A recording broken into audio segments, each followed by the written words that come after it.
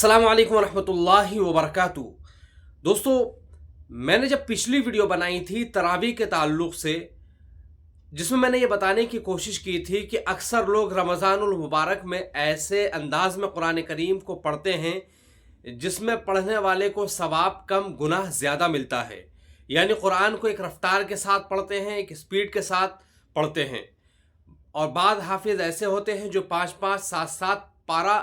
एक दिन में पढ़ते हैं, यानी तरावी के अंदर पढ़ते हैं। और उसमें मैंने ये भी कहा था कि कुरान करीम को ठहर ठहर कर पढ़ना चाहिए था। उसके बाद मैंने ये देखा कि उस वीडियो को काफ़ी लोग देख रहे हैं और अभी तक उस पर व्यूज़ आ रहा है। और व्यूज़ के साथ साथ मैंने ये भी महसूस किया कि कुछ लोग कमेंट के ज़रिए से मुझसे ये कह रहे हैं कि आप बहुत देर से जागे, हालांकि ये काम आपको बहुत पहले करना चाहिए था। यानी इस चीज़ की तरफ लोगों को तवज्जो पहले से दिलानी चाहिए थी, मगर देर आयत दुरुस्त आयत। साथ ही उस वीडियो के बाद मुझे ये महसूस हुआ कि इस चीज़ के ख़िलाफ़ आवाज़ हमें ज़रूर उठानी चाहिए कि कुरान करीम को गलत अंदाज में पढ़ने से लोगों को बचाना है और लोगों को समझाना है। साथियों, रमज़ानुल मुबारक का महीना साल भर में एक बार आता है और उसमें तरावी वाली इबादत भी की जाती है जिसमें कुरान करीम को पढ़ा जाता है। आम तौर पर लोगों के जहनों में ये बात बैठी हुई है कि कुरान करीम का मुकम्मल सुनना ज़रूरी है। भले से कुरान करीम को गलत सुना जाए, तेज़ सुना जाए और रफ्तार के साथ सुना जाए। हालांकि उन लोगों के जहनों को साफ़ करते हुए ये बात वाज़ेह करता चलूँ कि जिस कुरान करीम को आप स्पीड के साथ सुनना पसंद करते हैं, जिसमें ना कुरान के हरूफ का पता चलता है, ना हरूफ की अदायगी का पता चलता है, और अक्सर बेशतर उसके अंदर गलत ही पढ़ा जाता है, तो ऐसे लोगों को मैं कुरान करीम की 2 आयत पेश करना चाहूँगा जिसमें अल्लाह रब्बुल इज़्ज़त ने साफ़ तौर पर कहा है कि कुरान करीम को ठहर ठहर कर पढ़ो। सूरह मुज़्ज़म्मिल की आयत है वरत्तिलिल कुरआन तरतीला, जिसमें अल्लाह रब्बुल इज़्ज़त ने साफ़ तौर पर कहा कि कुरान करीम को ठहर ठहर कर पढ़ो जिस तरीक़े से ये नाजिल किया गया है। इसी तरीक़े से सूरह क़ियामा के अंदर एक आयत है जिसमें अल्लाह के नबी सल्लल्लाहु अलैहि वसल्लम को ये हुक्म दिया कि आप इसे जल्दी जल्दी अपनी ज़बान पर ना दोहराइए, बल्कि इसको याद कराना, इसको महफूज कराने की ज़िम्मेदारी हमारी है। तो इन दोनों आयतों से ये बात वाज़ेह हुई कि कुरान करीम को ठहर ठहर कर पढ़ना चाहिए, इत्मीनान से पढ़ना चाहिए, जल्दबाजी नहीं करनी चाहिए। तो इन दोनों आयतों के पेश नज़र मैं आप लोगों से यही गुजारिश करना चाहूँगा कि आइए हम सब मिलकर ये आवाज़ उठाएं कि जितने भी हाफिज़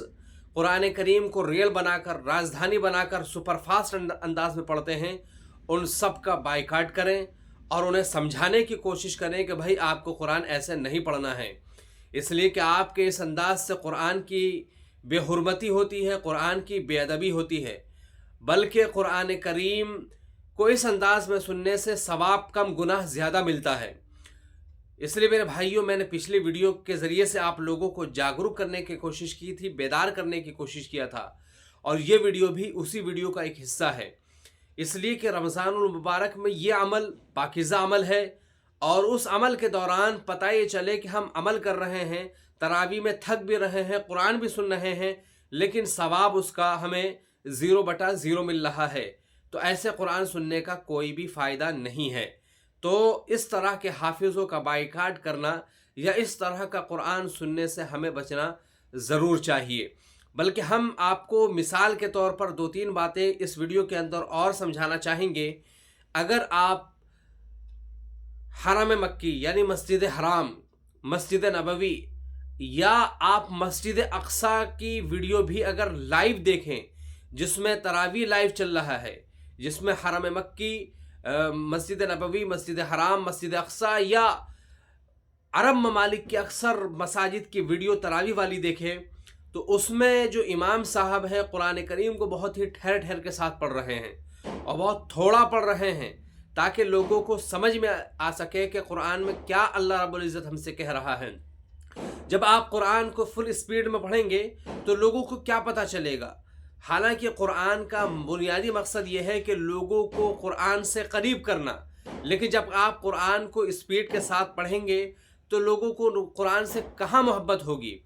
جب ایک بندہ قرآن کریم کو تجوید کی رعایت کے ساتھ، ادائیگی کے ساتھ اور تمام تر رعایات کے ساتھ قرآن کریم کو لہجے میں پڑھے گا تو ظاہر سی بات ہے لوگوں کا دل قرآن کریم کی طرف کھینچا چلا جائے گا، جس کی وجہ سے وہ قرآن کے سے محبت کرنے والے بن جائیں گے۔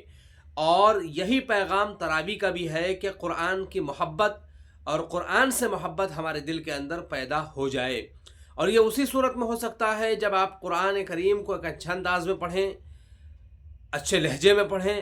تجوید کی رعایت کے ساتھ پڑھیں۔ بظاہر ایسا ہو سکتا ہے کہ آپ جب تراویح کے لیے کھڑے ہوں تو پہلے دن آپ کی مسجد فل ہو، دوسرے دن لوگوں کو یہ محسوس ہو کہ حافظ جی بہت تیز پڑھتے ہیں اور 10 دن میں پورا کر دیں گے یا 7 دن میں پورا کر دیں گے، تو لوگوں کی تعداد اور بھی زیادہ بڑھ سکتی ہے۔ لیکن یاد رکھیے کہ اسلام کے اندر تعداد